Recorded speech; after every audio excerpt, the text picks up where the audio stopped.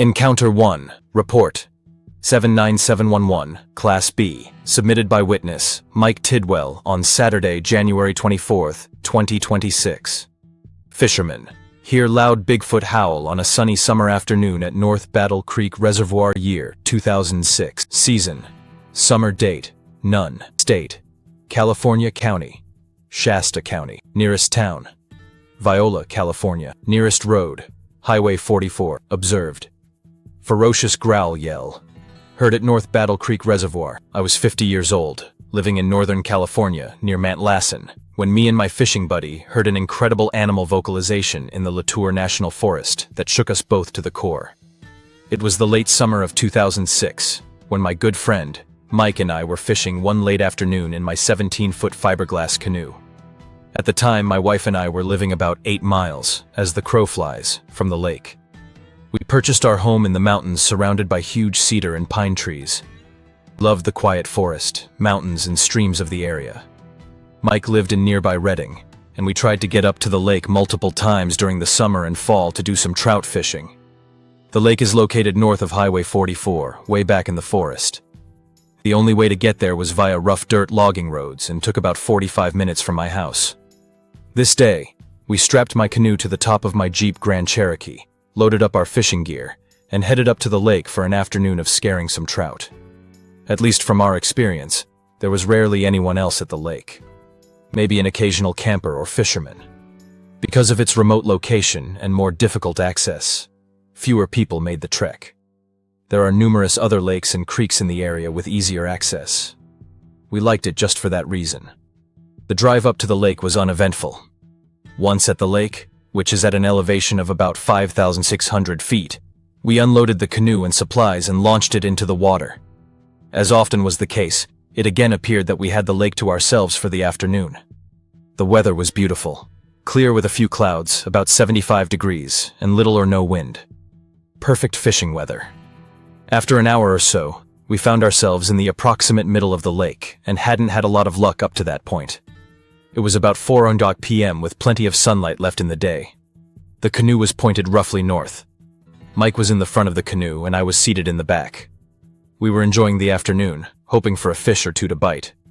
Suddenly and without warning, we both heard a very loud, deep, guttural growl, scream, yell mix that lasted at least 15 seconds. This terrifying sound seemed to emanate roughly 1,000 yards from the northeast end of the lake, up the hillside. We both instinctively froze.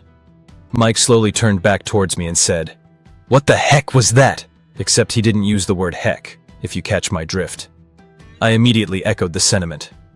Over the years, each of us had both spent a lot of combined time out in the woods, fishing, hunting, camping, and hiking, and neither of us have ever heard anything remotely like this. No human, bear, elk, or mountain lion could have made such a sound.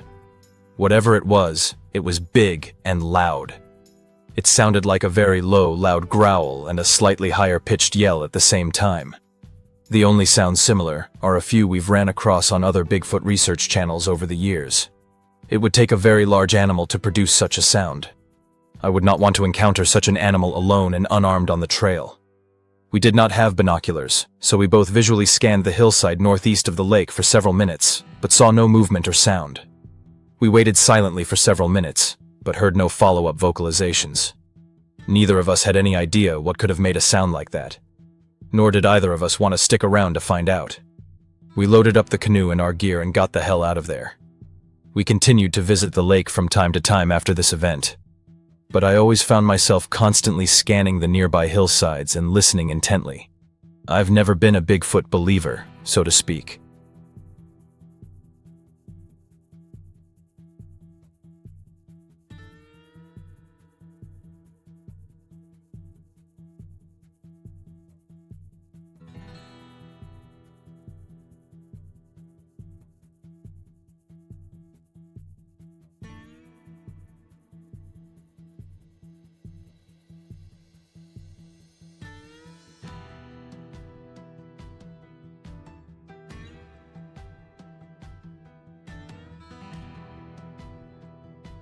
But I've always been very open-minded and interested in the phenomenon, but had not experienced anything up to this day or since. However, This event gave us both great pause and has left us scratching our heads to this day. Other witnesses. 2 witnesses. Other reports on BFRO time and conditions. 4 p.m. Partly cloudy, sunny, 78 degrees environment. Mountain lake surrounded by hillsides. Encounter 2. Report 79672. Class A. Submitted by witness Andrew Bird on Wednesday, January 14, 2026. Marines on night maneuvers spot an 8-ton-tall Bigfoot up in trees on Quantico Marine Base. Year 2005. Season summer. Month July. Date unknown. State Virginia County, Stafford County. Location details. This incident occurred on Marine Corps Base Quantico, Virginia, in a restricted military training area near the MOUT, Military Operations in Urban Terrain, Training Town. This is the location where we initially experienced the compass disorientation anomaly while attempting to navigate out of the area at night. After realizing we had somehow looped back to our starting area, we cut a new azimuth and moved toward a different pickup location. The encounter with the creature occurred approximately 15 to 20 minutes later in a wooded area. The actual sighting location would be within approximately 200 yards of this second coordinate, in dense woods. Both locations are inside a controlled military training area with restricted access, not open to the public. You may not go there without official permission and escort. I am providing these coordinates for research and documentation purposes. Nearest town, Quantico, Virginia. Nearest road, dirt road, 200 yards. Highway. Miles observed. In the summer of 2005, I was stationed at Marine Corps Base Quantico, Virginia, working as part of the opposing force, OP-4, for the Basic School or Infantry Officers Course. I was there over 3 years. During one of the multi-week field training exercises in the MOUT town training area, myself and 2 other Marines were instructed to leave the town at night and move on foot through the woods to link up with a vehicle at a designated pickup point approximately 500 to 700 meters away. The area was considered an active training area, with students operating and using blank ammunition. Because of this, we were moving quietly with flashlights off. There was little to no moonlight, and none of us had night vision devices. All 3 of us were non-commissioned officers with several years of training and experience, and we had operated in these woods many times before. We cut an azimuth on our compasses and began moving in what should have been a nearly straight line toward the pickup point. After walking for what felt like an unusually long time, we reached a clearing and found ourselves at a road. To our surprise, we realized we were back near the same area we had originally departed from. All 3 compasses had indicated we were moving correctly, yet we had somehow looped back to our starting point. This was disorienting and unsettling. We decided to cut a new azimuth to a different reference point, and then adjust course toward a different pickup spot further down the road. Approximately 15 to 20 minutes into this second movement, we heard a loud sound to our left, like a tree cracking or falling. Concerned about the possibility of a falling tree, we turned on our flashlights and looked in that direction. We observed 2 trees next to each other bending toward one another. When we looked up, approximately 20 to 30 feet above the ground, we saw a large, hairy creature with its back facing us. The creature appeared to be pulling the 2 trees together. The hair was a brown or reddish-brown color. I could not determine whether it had climbed the tree or was already in it, but it was clearly manipulating both trees with great strength. These are not small trees. The creature was large, approximately 8+ feet in height with a large body, far larger than a person, and its proportions and movement did not resemble a human. At that moment, I froze. I was the 3rd person in our file. The Marine in front of me immediately started running. The 2nd Marine shouted something and also started running. I turned my flashlight off because we were still in the training area and began running after them. As we ran, we heard a very heavy thud, and then fast-moving pursuit behind us. There were loud crashing and breaking sounds, like something large moving rapidly through dense brush. This continued for approximately 20 to 30 seconds.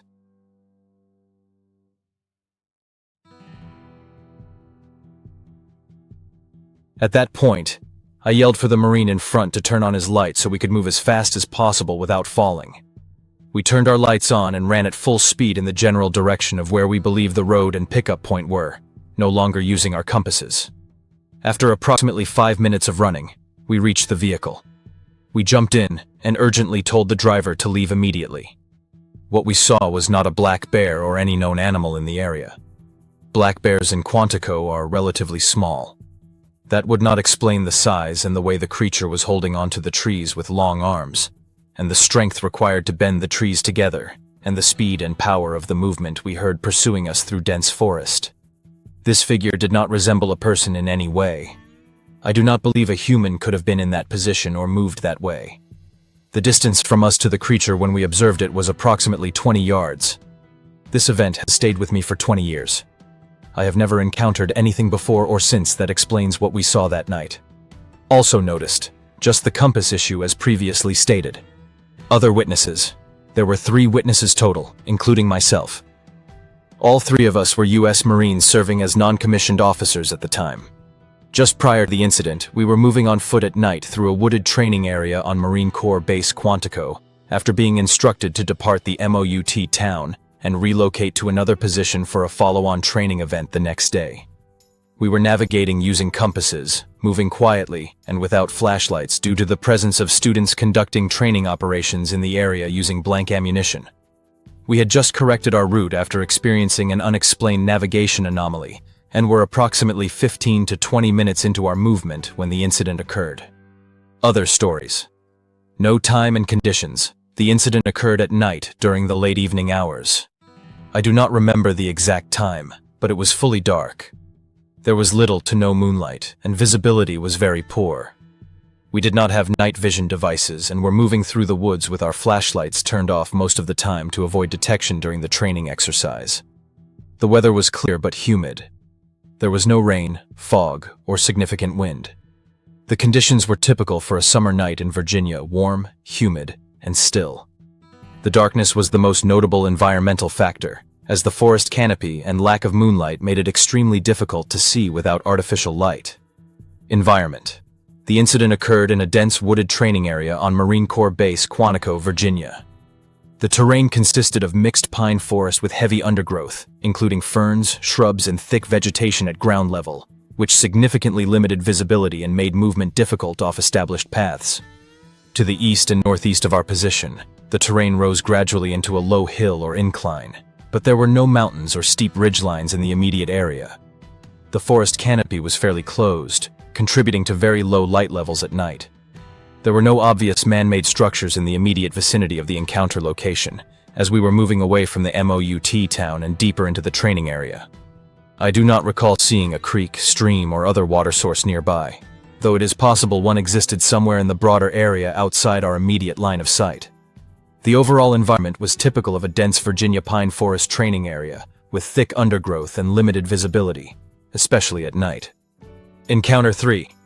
Report number 79117, Class A, submitted by witness Jesse W. on Tuesday, September 2, 2025. Close encounter with 2 witnesses near Kettle Moraine Oak.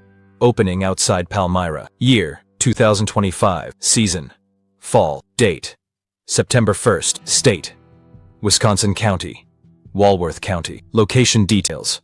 Investigator. Notes. I have removed the specific GPS point provided by the witness in order to discourage a crowd from forming at that exact spot.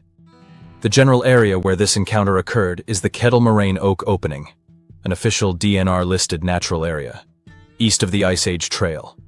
Nearest town, Palmyra. Nearest road, Young Road. On 09/01/2025, at about 9:20 at night, I was driving with my good friend, and I went to the Kettle Moraine State Forest off of Young Road in Walworth County, Wisconsin. We are both 19, by the way.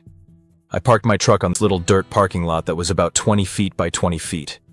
Keep in mind, we pulled the truck into the parking spot, and from the back bumper of the truck road, it was about 15 feet maybe. When we parked the truck, my friend who was sitting in the passenger seat next to me looks over and says, "Man, I don't know if we should be here. I feel like we are being watched." I felt the same way deep down, but I told him, "Nah, dude, let's go. We will be fine." So we got out of the truck and got out the bottle rockets we brought to shoot around on the road to have some harmless fun. We set the bag of fireworks on the driver's side seat and left the door open on that side so the lights inside the truck would shine on them so we could see what we were doing. It was very dark back there, and the only light we had was the interior lights shining on the seat and the back cargo light shining down on the truck bed. We did not have the headlights on. We shot bottle rockets off for a good 20 minutes when it all happened. I was standing next to my friend grabbing more fireworks off the driver's side seat. I finished grabbing what I needed and went towards the back of the truck from the driver's side door to shoot them off by the road. As I was walking back, I heard something walking in the grass across street from us. I looked up and saw a large white and grayish-black shape moving.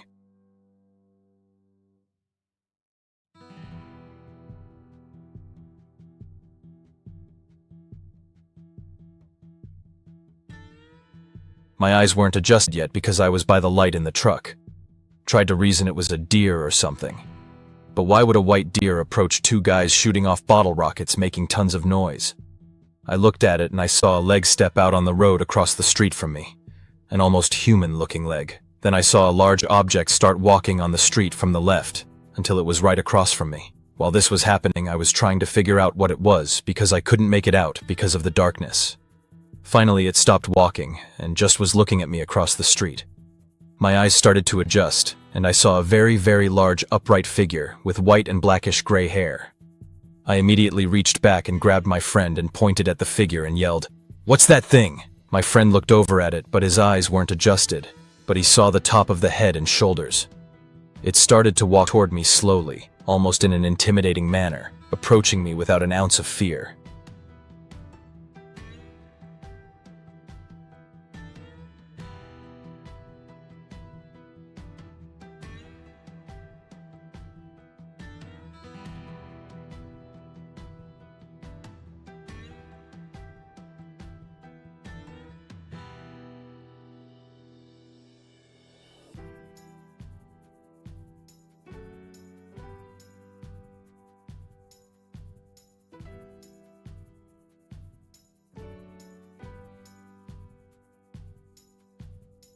As it approached me and my friend, it made it to the dirt parking lot we were parked at, and that's when my cargo light on my truck lit it up. It had to have been around 7.5 to 8 feet tall. It looked like it was aging as it had white and gray hair mixing with its black hair. The creature was very muscular and just unbelievably massive. The thing's face was blackish and almost oily looking. It had black eyes and a slit for the mouth, and I could make out a nose. It was still dark, the dim cargo light hitting the thing. Also, the moon was behind it, and that's how my friend and I saw the outline so well. Unfortunately, my friend did not see as many details as I did, as his eyes were not adjusted to the darkness yet.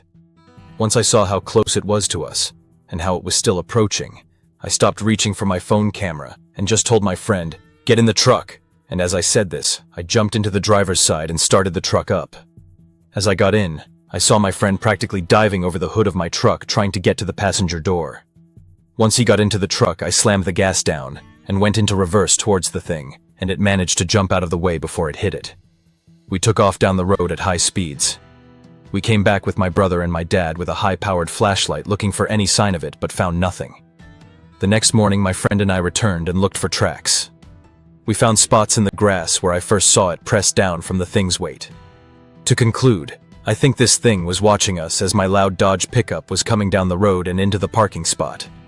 It probably got sick of us shooting fireworks off and just got out of the ditch and walked over in an attempt to intimidate and scare us with its sheer mass. And it worked. This incident only happened yesterday, and I decided to report it here. Many other anomalous activities has happened out there over the years, such as whistles, rocks getting thrown, angry growls and howls.